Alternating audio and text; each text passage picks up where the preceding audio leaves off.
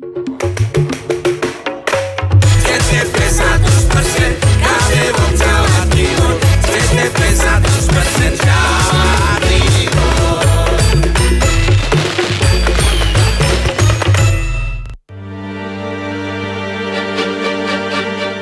Bus tabrak truk di Tol Ngawi Kertosono, 3 korban luka. Diduga sopir bus mengantuk tabrak truk dari belakang. Korban pelemparan batu di dalam kereta api Sanjaka sudah mendapatkan perawatan. 2 jenazah diduga korban tenggelamnya KMP Tunu Pratama Jaya ditemukan. Mantan TKI tekuni kerajinan gerabah, teruskan usaha orang tua dan menjaga tradisi. Selamat malam pemirsa, Pojok Pintu kembali hadir menyapa Anda. Selain cuplikan berita tadi, kami juga masih memiliki informasi lain tentang ledakan rumah di Nguling Pasuruan diduga akibat rakitan bom ikan. Dan pemirsa, inilah Pojok Pintu selengkapnya.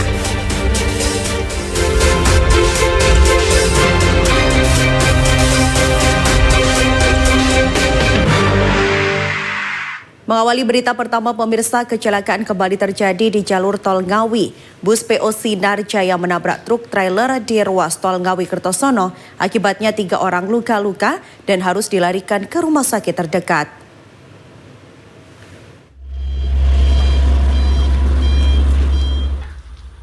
Bus penumpang PO Sinar Jaya jurusan Jakarta Madura terlibat kecelakaan dengan truk trailer di ruas Tol Ngawi Kertosono, tepatnya di kilometer 589, Desa Klampisan, Kecamatan Gendang, Kabupaten Ngawi, Selasa pagi. Akibat kecelakaan ini, 3 orang mengalami luka-luka, termasuk sopir bus. Korban langsung dibawa ke IGD Rumah Sakit Widodo Ngawi untuk mendapatkan perawatan.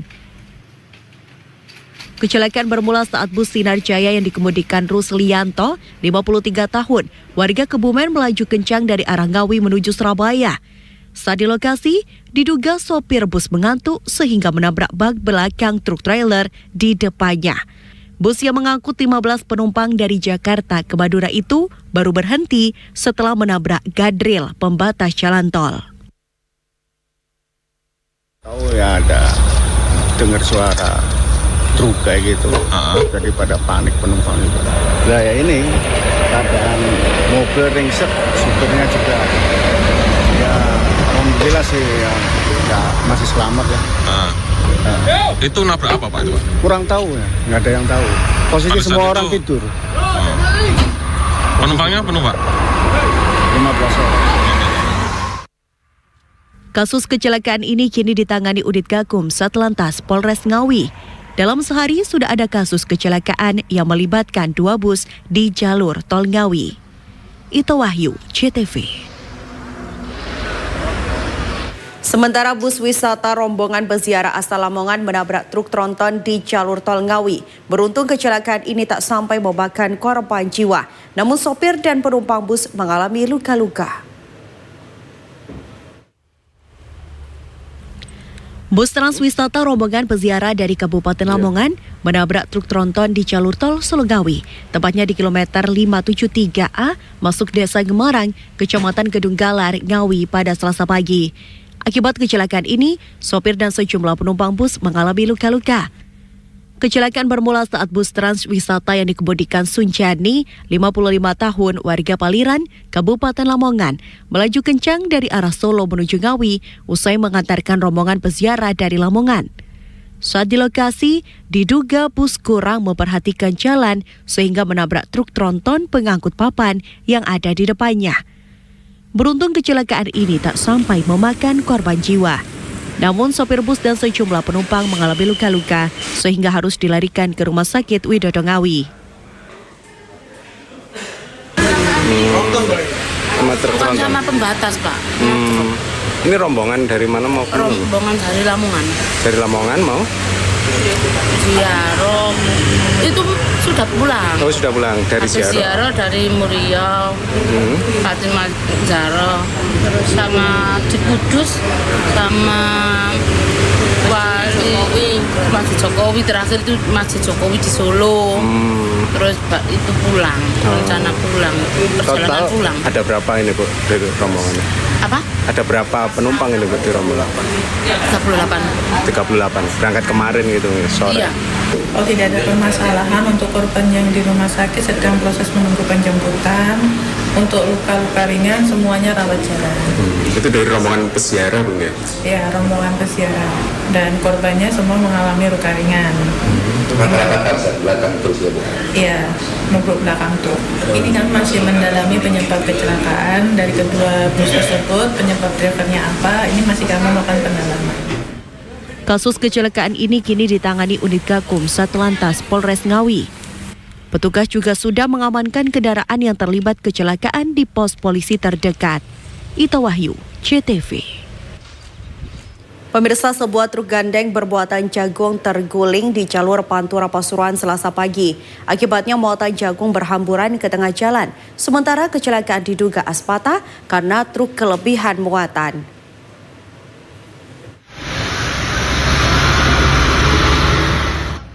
Kecelakaan tunggal ini terjadi di jalur Pantura, tepatnya di Desa Bendungan, Kecamatan Keraton, Kabupaten Pasuruan Selasa pagi. Akibat tergulingnya truk, seluruh muatan jagung berhamburan di tengah jalan. Menurut Erik, sopir truk mengatakan, truk bernopol W9628UM itu awalnya melaju dari Jember, hendak menuju Surabaya.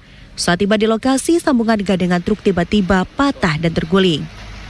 Sementara akibat kejadian ini, lalu lintas dari arah kota Pasuruan ke arah Bangil dan sebaliknya terhambat.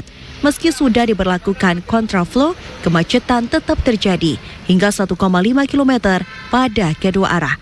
Abdul Majid, CTV. Beralih ke informasi lainnya, pemirsa, sidang perdana kasus pemerkosaan dan pembunuhan di Pengadilan Negeri Jombang berlangsung histeris. Pihak keluarga tak kuasa menahan tangis hingga nyaris pingsan usai sidang agenda pembacaan dakwaan. Pihak keluarga menuntut pelaku dihukum mati atas kejahatannya.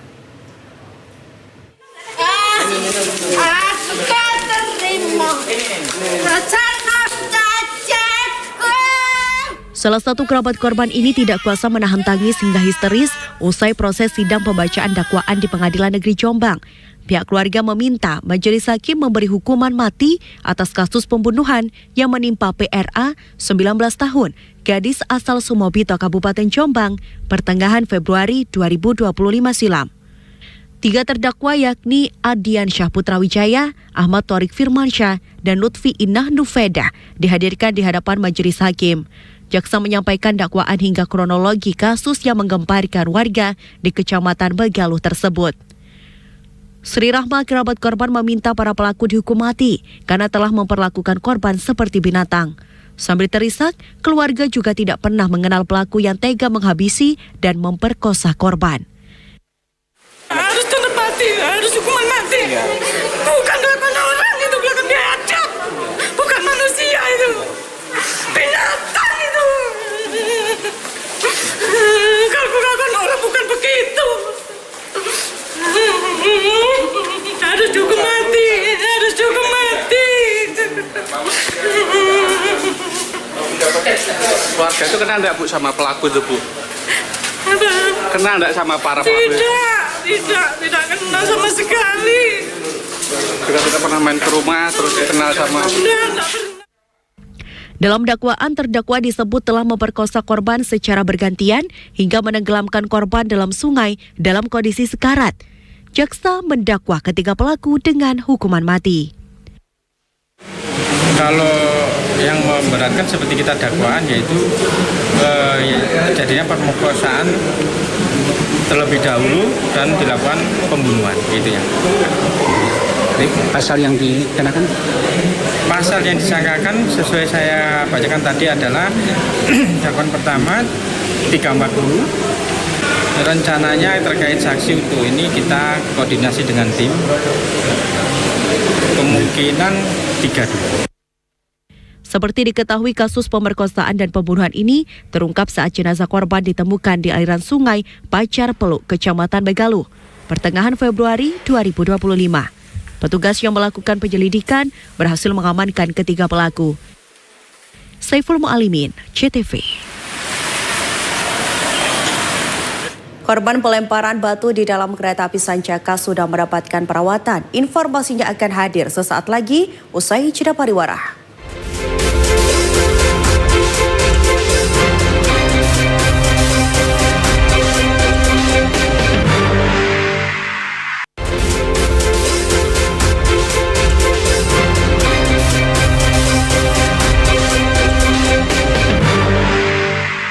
Pemirsa, 2 orang penumpang kereta korban insiden pelemparan batu pada kereta api Sancaka saat melintas di antara stasiun Klaten dan Serowot mengalami luka akibat pecahan kaca. Dipastikan telah mendapatkan perawatan medis termasuk pemeriksaan kondisi mata korban. Pasca viral di media sosial kejadian penumpang kereta api Sancaka relasi Yogyakarta-Surabaya-Gubeng yang menjadi korban dalam insiden pelemparan batu saat melintas di antara stasiun Klaten dan Serowot pada Sabtu 6 Juli lalu. 2 orang penumpang yaitu Widya Anggraini dan Farah Akmarinah terluka karena terkena pecahan kaca jendela. PT Kereta Api Indonesia KAI Daob 8 Surabaya memastikan telah memberikan penanganan medis saat tiba di stasiun Solo Barapan dan dirujuk di Rumah Sakit Triharsi Surakarta. Selain itu, korban juga diberikan pengobatan tambahan di Rumah Sakit Mata Undaan Surabaya Selasa pagi. Widya Anggraini, salah satu korban, menyebut saat kejadian ia sedang membaca buku dan tiba-tiba kaca jendela kereta pecah. Beruntung, setelah diperiksa tidak mengalami luka serius, termasuk kondisi pada mata. Namun saudaranya yang duduk di sampingnya, meski tidak parah, matanya terkena sedikit luka gores. Kemarin dari Yogyakarta ke Sidoarjo naik kereta Sancaka. Kejadian awalnya 22.25, tapi kejadiannya itu 22.45. Awalnya saya nggak tahu, saya lagi fokus baca buku, terus tiba-tiba berat ada yang lempar batu dari luar. Tadi ada pemeriksaan rumah sakit yang luka-luka, gimana kondisi kata dokter? Untuk kata dokter yang di rumah sakit untuk masalah mata, alhamdulillah itu nggak ada luka.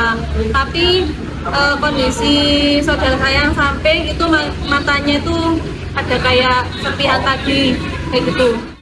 Sementara dokter yang menangani korban mengatakan kondisi kedua korban cukup menjalani rawat jalan. Memang ada sedikit luka gores di korneanya, tapi minimal banget kok. Terus tidak kita temukan kaca, bekas kaca nggak ada sudah. Ya, kita cek sudah nggak ada, cuman ada luka gores sedikit aja di kulit sedikit sama di kornea. Gitu. Kita kasih obat tetes biar nggak infeksi, sama ada salep. Kalau dibuat persentase kira-kira lukanya itu seberapa besar gitu, Dok? Luka gores kecil banget. Oh, ya, tidak signifikan gitu. Insya Allah untuk luka ini bisa sembuh sempurna karena istilahnya lukanya gores cuma di sebatas lapisan paling atas kornea, kecil banget. Jadi tidak yang serius. Atas insiden tersebut, KAI mengecam keras tindakan vandalisme karena membahayakan keselamatan dan kenyamanan penumpang kereta api. Masyarakat diimbau untuk melaporkan jika menemukan tindakan yang mengancam keselamatan penumpang kereta api. Selvi Wang, CTV. Pemirsa, pasca tim penjinak bom atau J-Bom Gegana Polda Jatim melakukan pemeriksaan dan olah TKP sementara di rumah Dusun Parasan, Desa Sanganom, Kecamatan Guling, Kabupaten Pasuruan yang hancur akibat ledakan. Diduga ledakan tersebut disebabkan oleh bom ikan yang dirakit oleh korban.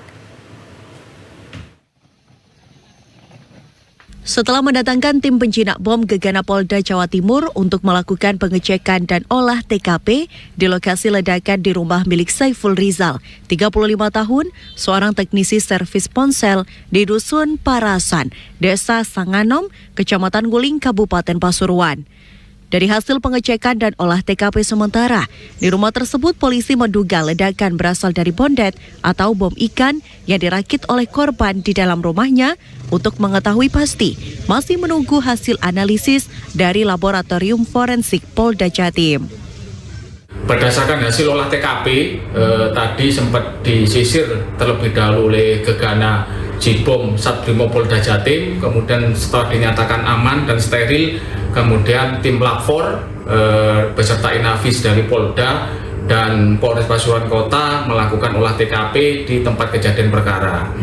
Saat ini untuk penyebab yang pasti masih dalam penyelidikan, namun berdasarkan barang bukti sementara yang kita temukan di TKP kemungkinan besar ledakan tersebut disebabkan oleh bondet yang dirakit oleh korban. Namun untuk kepastiannya kita masih menunggu keterangan dari korban karena saat ini belum bisa dimintai keterangan. Polisi masih belum bisa meminta keterangan terhadap korban karena masih dirawat intensif di RSUD Dr. Sutomo Surabaya karena mengalami luka bakar cukup serius mencapai 80%. Sementara akibat ledakan tersebut menyebabkan kerusakan parah di bagian depan rumah serta bagian atap bangunan rumah roboh. Abdul Majid, CTV. Satpol PP Provinsi Jawa Timur dan Kabupaten Bangkalan berhasil mengamankan 2 pasangan anak jalanan yang terindikasi kumpul kebo di sebuah bangunan kosong di daerah Petapan, Suramadu, Bangkalan.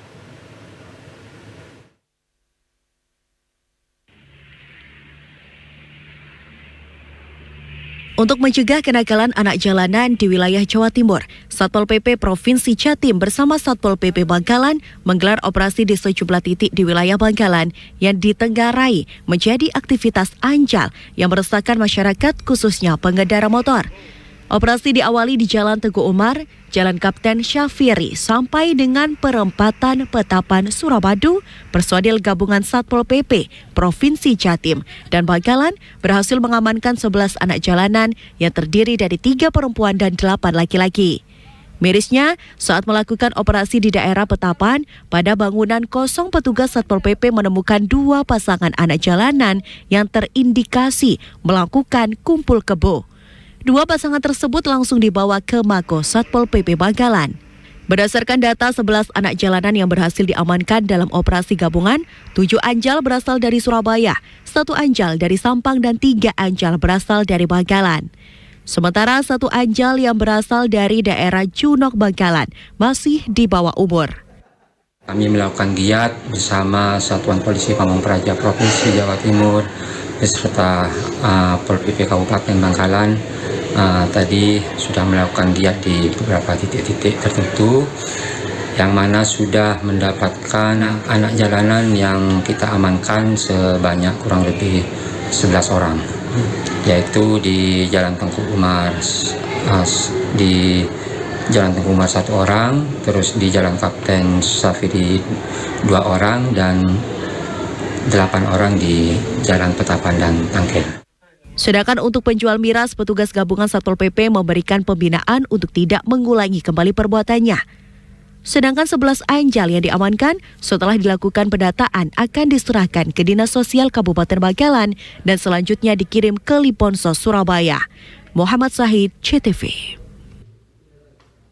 Satreskrim Polrestabes Surabaya berhasil membekuk 2 pelaku curanmor di 12 TKP dan melumpuhkan pelaku dengan menembak kakinya saat berusaha kabur ketika ditangkap. Sementara di Probolinggo, seorang pelaku penggelapan sepeda babak belur dibasah saat kepergok oleh korbannya.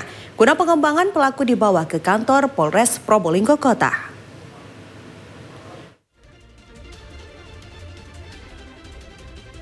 Dua pelaku pencurian motor viral di media sosial karena terekam CCTV harus menyerah di tangan anggota Jatanras Satreskrim Polrestabes Surabaya. 2 residivis kambuhan yang baru sebulan keluar penjara ini berinisial GW, 24 tahun, dan YJ, 22 tahun, asal Jalan Kedung Mangu, Surabaya.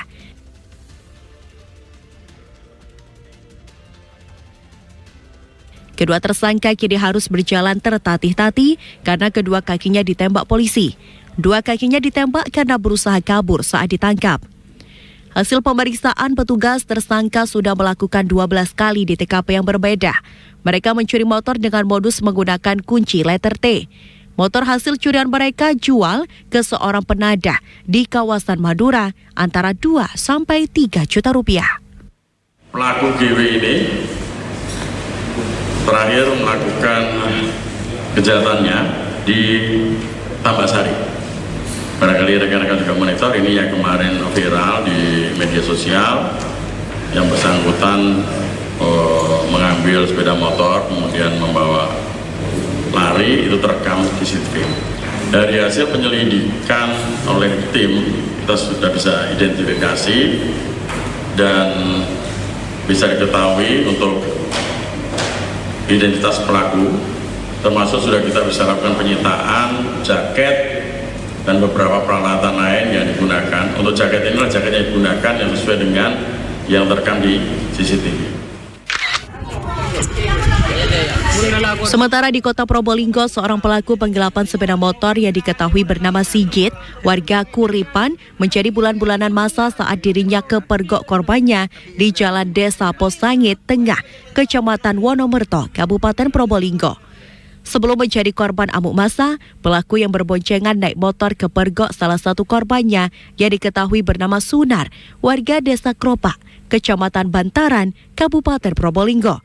Sambil berteriak maling, korban akhirnya berhasil menangkap pria yang menggelapkan motor Honda Scoopy nomor polisi N2589QK. Saya itu dijemput ke rumah, Pak. Bilangnya mau cari motor, mau beli motor. Ngajak ke showroom Lawean. Nyampe showroom Lawean, motor yang dicari itu gak ada. Terus langsung ke Muneng, Pak. Lihat di showroom Muneng ternyata tutup. Mampir ke warung. Diajak makan saya, Pak. Terus ditinggal. Bilangnya mau jemput temannya gitu. 4 hari yang lalu. Sampai sekarang belum dikembalikan? Belum dikembalikan. Sementara pihak Satreskrim Polres Probolinggo Kota masih mencari barang bukti motor yang disembunyikan korban. Untuk pelaku sudah diamankan di Polres Probolinggo Kota. Dewi Imroatin, Farid Falevi, CTV. 2 jenazah diduga korban tenggelamnya KMP Tunu Pratama Jaya ditemukan. Informasinya akan hadir sesaat lagi usai jeda pariwara.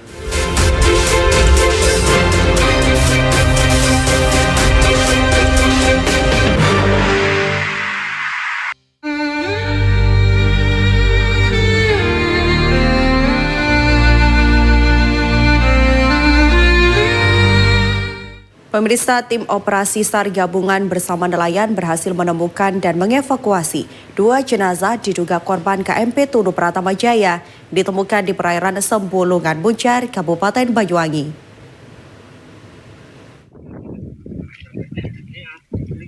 Hingga Selasa sore, tim SAR gabungan bersama nelayan berhasil menemukan 2 jenazah diduga korban KMP Tunu Pratama Jaya. Jenazah pertama ditemukan Selasa dini hari, sedangkan 1 korban berikutnya ditemukan Selasa pagi oleh nelayan di perairan Laut Sembulungan, wilayah Kecamatan Muncar, Kabupaten Banyuwangi. Korban kedua yang ditemukan dan dievakuasi tim SAR gabungan ini diketahui berjenis kelamin laki-laki. Setelah dibungkus dengan plastik, jenazah dibawa ke Pantai Bum, Banyuwangi. Dan hari ini kita menemukan juga 1. Kita langsung melaksanakan kegiatan evakuasi dimulai dari Bulungan, Kecamatan Muncar, Kabupaten Banyuwangi. Kemudian kita membawanya ke Pantai Bum dan diserahkan ke teman DVI untuk dilaksanakan identifikasi. Kondisinya pada saat ditemukan rata-rata berada di atas permukaan air dengan badan dan wajah ke bawah air. Dan rata-rata sudah mulai mengalami derita, ya, kerusakan pada kulit, ya, jaringan. Jenis kelaminnya ada? Untuk hari ini laki-laki.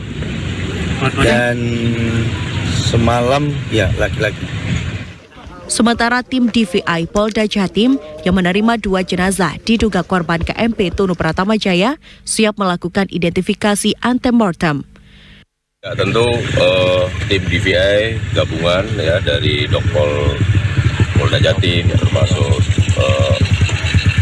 Dokpol dari Mabes Polri dan juga forensik dari RSUD Blambangan bekerja keras, ya, bekerja tanpa henti ketika menemukan korban langsung dieksekusi untuk dilakukan proses identifikasi.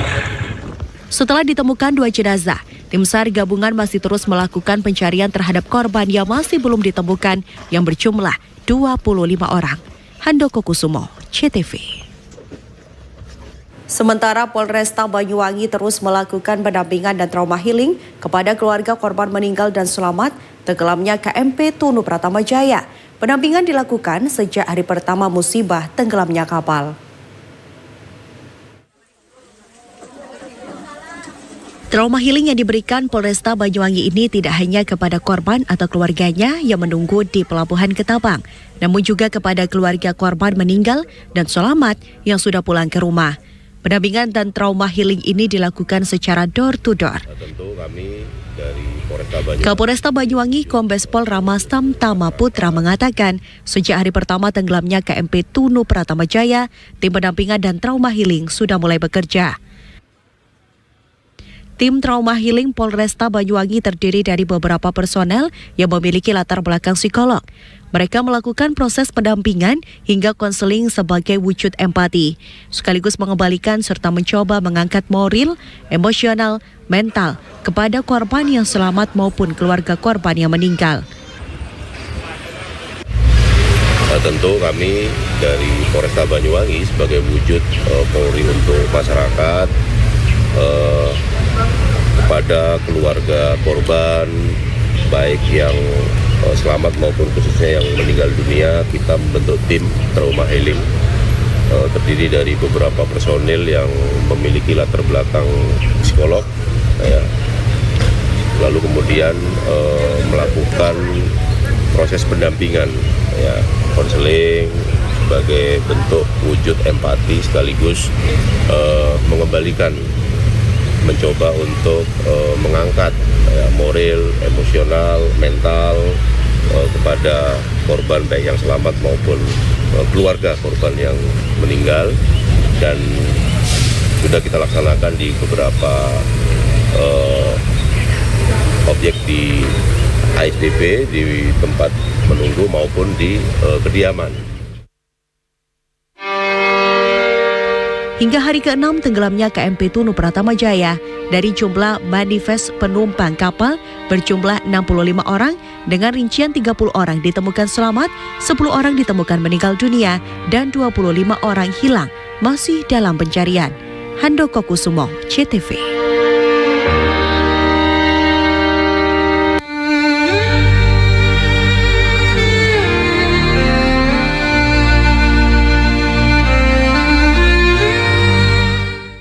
Masih berita tenggelam pemirsa, 2 orang nelayan tenggelam saat memancing di perairan Laut Tuban Selasa pagi. Usai dilakukan pencarian, 1 korban ditemukan tewas mengapung, sementara 1 lainnya masih dalam pencarian petugas SAR. Suprapto, pria 43 tahun, nelayan tradisional asal desa Gelondong Gede, Kecamatan Tambak Boyo, Kabupaten Tuban, ditemukan tewas di perairan Laut Utara Tuban Selasa pagi. Jenazah korban ditemukan mengapung oleh seorang nelayan yang sedang mencari ikan. Korban merupakan satu di antara 2 nelayan yang dilaporkan tenggelam di laut Sabtu sore kemarin saat memancing ikan.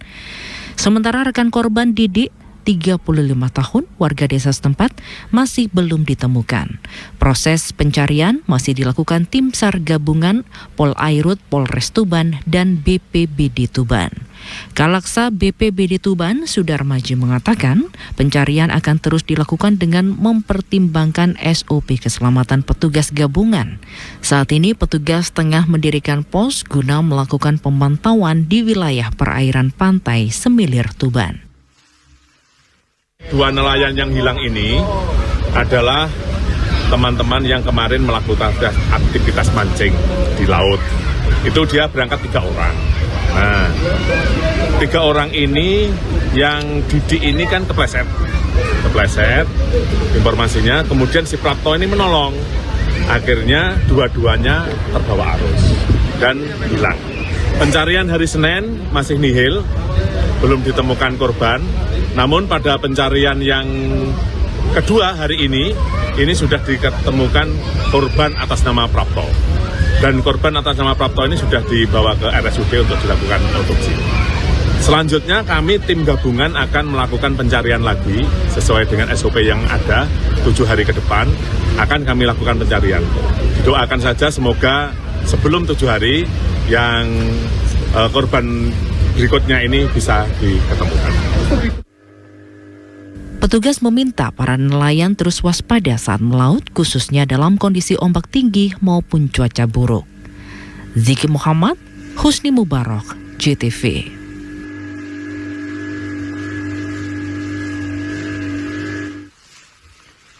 Sementara hendak mencari ikan, seorang lansia tenggelam di rawa desa Banjarmadu, Kecamatan Karanggeneng, Kabupaten Lamongan, Selasa siang. Diduga korban terjatuh saat hendak memasang jaring dengan menggunakan pelepah pohon pisang.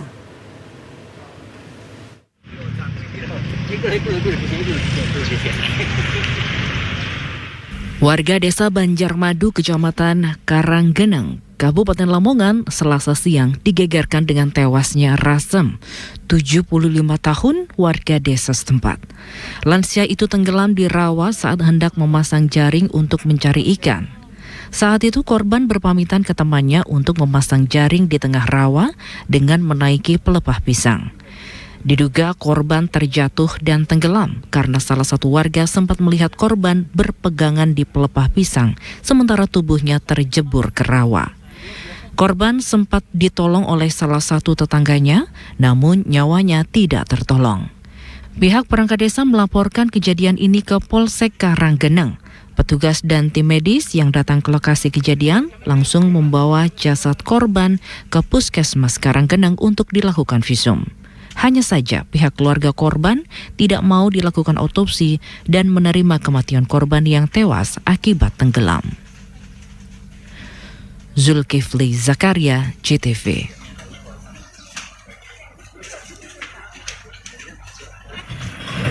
Informasi lainnya akan hadir sesaat lagi, tetaplah bersama kami di Pojok Pito.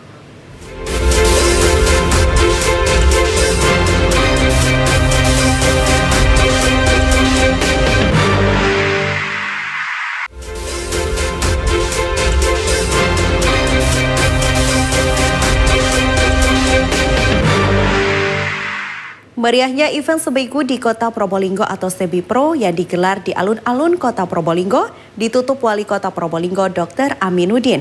Berbagai kesenian disajikan dalam penutupan tersebut. Tidak tanggung-tanggung, perputaran uang pada event tahunan ini mencapai 3 miliar rupiah.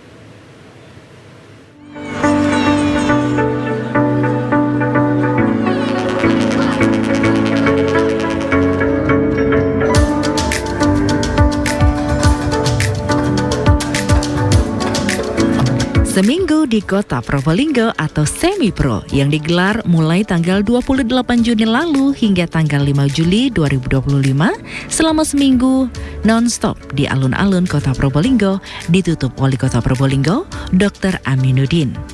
Sebelum resmi ditutup, terlebih dulu ditampilkan berbagai kesenian mulai tari jaran bodak, tari kreasi, peragaan batik asli Kota Probolinggo, hingga penampilan polisi cilik. Hadir dalam acara tersebut, Wali Kota Probolinggo Dr. Aminuddin, Ketua Tim Penggerak PKK Kota Probolinggo Dr. Evariani, Forkopimda, serta Kepala Organisasi Perangkat Daerah atau OPD. Seluruh penampil, mulai fashion batik dan penampil lain merupakan asli produk Kota Probolinggo.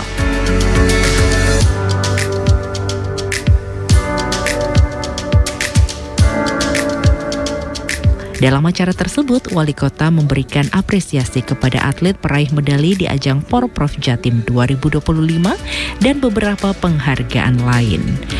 Menurut Wali Kota Probolinggo, Dr. Aminuddin, Seminggu di Kota Probolinggo merupakan event tahunan.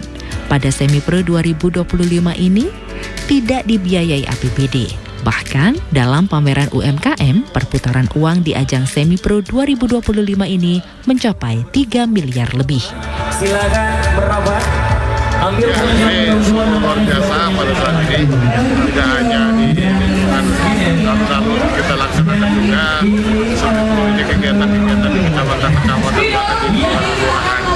Ini menandakan bahwa ada suatu gerakan bagi masyarakat Kota Probolinggo ini dalam upaya membangkitkan kesenian, budaya budaya dan seluruh potensi yang ada di Kota Probolinggo.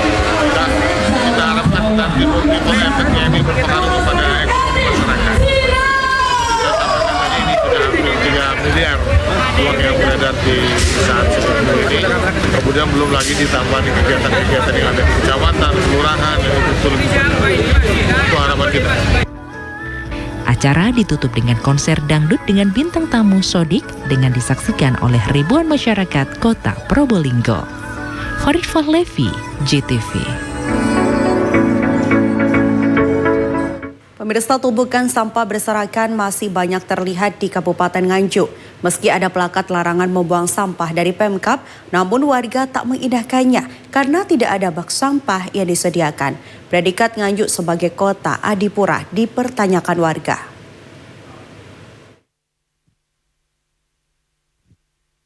Predikat Nganjuk sebagai kota adipura bebas sampah dan bersih mulai dipertanyakan warga. Pasalnya masih banyak sampah berserakan ditemukan tanpa ada penanganan dari Dinas Lingkungan Hidup. Salah satunya di Desa Pugruk, Kecamatan Bagor, Kabupaten Nganjuk. Ironisnya sampah itu dibuang di bawah rambu-rambu larangan membuang sampah yang dipasang pemerintah daerah. Warga terpaksa membuang sampah di bawah rambu larangan karena pemerintah tidak menyiapkan bak sampah di sekitar rambu. Kondisi kumuh itu dikeluhkan pemilik warung di sekitar lokasi, sebab baunya tak sedap membuat kepala pusing dan menimbulkan banyak penyakit. Sampah yang di sebelah itu ganggu nggak, Bu? Ganggu. Ganggunya gimana, Bu? Ya, angin itu, tak, baunya gitu, ngeriki. Oh, baunya sampai ke sini, Bu, ya? Apa banyak, Bu, sampah-sampah di situ, Bu? Banyak. Banyak, Bu.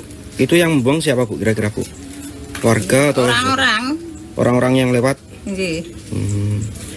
Baunya parah nggak? Parah. Anak enten bau, ngoten niku kadang nggih. Rati pusing ngoten lho, Mas, pusing. Sirahe pusing. Sayangnya Kepala Dinas Lingkungan Hidup Subani melempar konfirmasi ke Kepala Bidang Persampahan Sumadi, namun Sumadi tidak merespon saat ditelepon. Ahmad Syarwani, CTV. Pemirsa, pembuatan surat izin mengemudi di Jombang meningkat di musim libur sekolah. Pemohon surat izin mengemudi untuk roda 2 atau SIM C didominasi oleh pemohon baru, yakni dari kalangan pelajar sekolah menengah atas. Peningkatan ini mencapai 20 hingga 30% pembuat SIM C baru.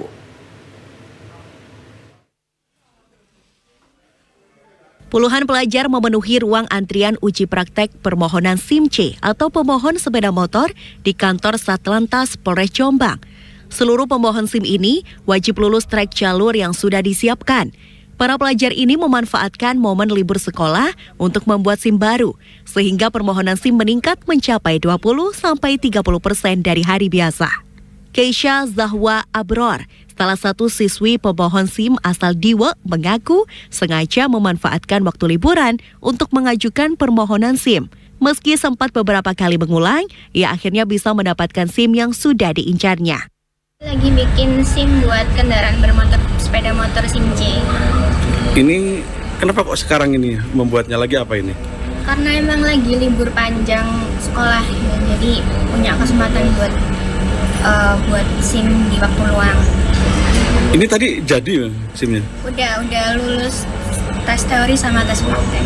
Gimana? Sempat kesulitan apa tidak tadi, Pak?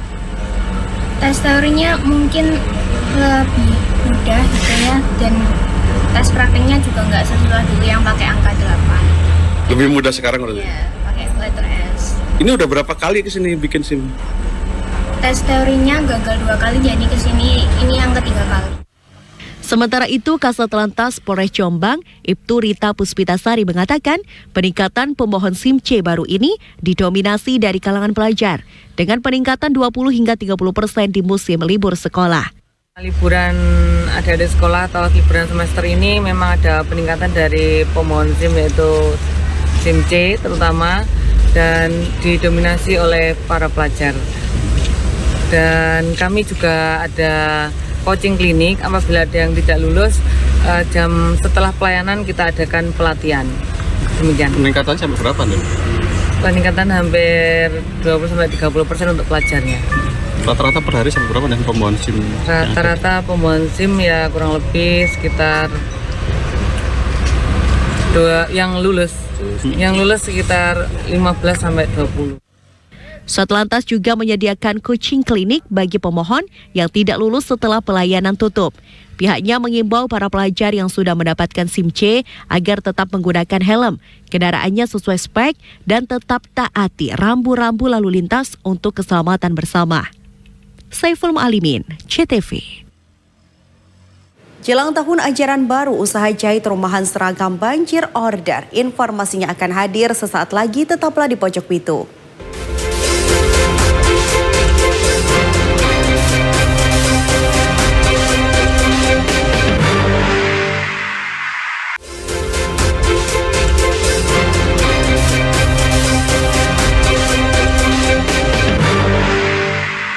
Jelang tahun ajaran baru, usaha jahit rumahan di Kampung Darmokali, Gang Tugu, Surabaya, kebanjiran pesanan untuk menjahit seragam sekolah. Dalam sebulan, usaha jahit rumahan di Surabaya meningkat hingga 100% untuk pembuatan baju seragam sekolah. Momen jelang tahun ajaran baru menjadi berkah bagi pelaku usaha jahit rumahan, seperti usaha jahit rumahan di Kampung Darmokali, Gang Tugu, Surabaya. Zakia Fitri, seorang penjahit seragam, mengaku dalam 1 bulan menjelang tahun ajaran baru sudah banyak menerima pesanan jahit seragam sekolah hingga ratusan seragam. Pesanan jahit ini datang dari perseorangan maupun lembaga sekolahan dari TK, SD, SMP. Sementara pesanan jahit baju seragam diakui meningkat hingga 100%. Dari yang biasanya hanya 200 baju, kini meningkat hingga 400 lebih setel baju dalam sebulan. Alhamdulillah kalau dibanding dengan sebelumnya dengan ajaran baru minim 2 kali lipat itu pasti gitu. Ya. Jika hari biasa berapa potong, sekarang berapa potong Bu? Kita hitungannya paling enggak dalam 1 bulan ya Mas ya. 1 bulan misal kita bisa 250 itu kita dalam 1 bulan bisa sampai 400 bisa. Gitu. Bu, itu rata-rata langsung dari sekolah atau individu Bu yang meminta? Yang banyak kita dari sekolah. Jadi sekolah swasta banyak, sekolah negeri ada juga tapi tidak terlalu banyak. Jadi yang banyak dari sekolah swasta. Untuk jasa jahit baju seragam sekolah biasanya dihargai Rp150 hingga Rp160.000. Namun untuk pemesanan dengan jumlah banyak akan disesuaikan harganya. Untuk memenuhi pesanan, Zakia mempekerjakan 7 orang warga sekitar rumahnya. Usrok Indra, CTV. Sementara berbeda dengan penjualan seragam sekolah di pasar tradisional Blauran, Surabaya, sampai saat ini masih sepi. Omset penjualan turun jika dibandingkan tahun lalu di momen yang sama jelang masuk sekolah.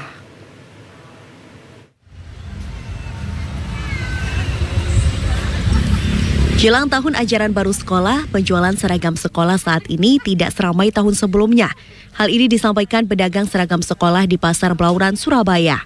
Dalam 1 hari, rata-rata pedagang menjual sekitar 50 seragam sekolah.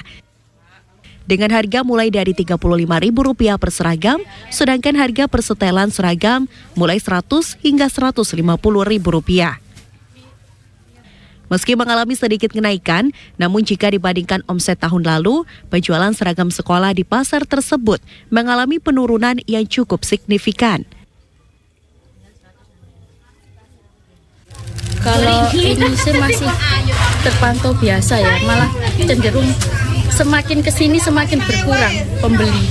Apa mungkin karena sudah disediakan oleh sekolahan atau bagaimana, saya kurang paham. Tapi yang jelas sudah semakin kesini semakin berkurang terus gitu.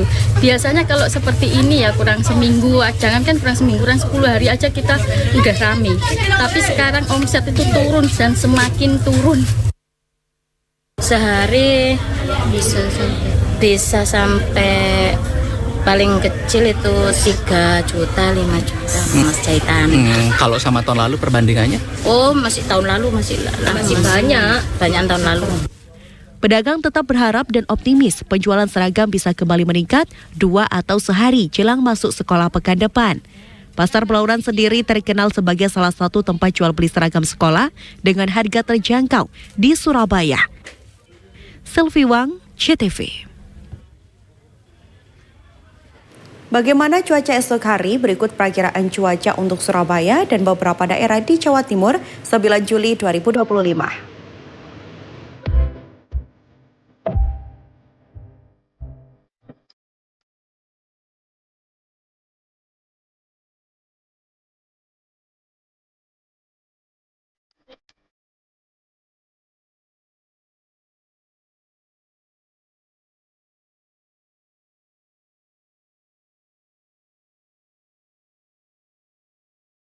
Mantan TKI tekuni kerajinan gerabah, teruskan usaha orang tua dan menjaga tradisi.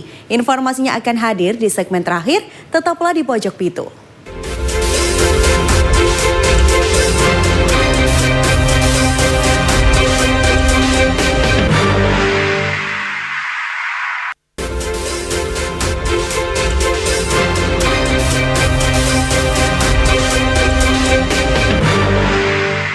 Pemirsa, meninggalkan gemerlapnya bekerja di luar negeri, seorang mantan TKI asal Magetan memilih menekuni kerajinan tradisional gerabah.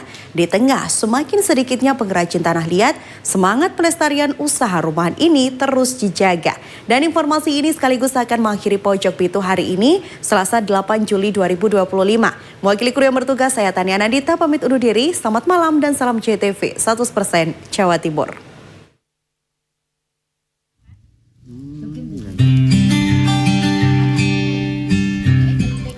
Di Desa Pojok, Kecamatan Kawedanan, Kabupaten Magetan, kerajinan gerabah yang terbuat dari tanah liat masih bisa kita temui, meski jumlah pengrajinnya terus menyusut.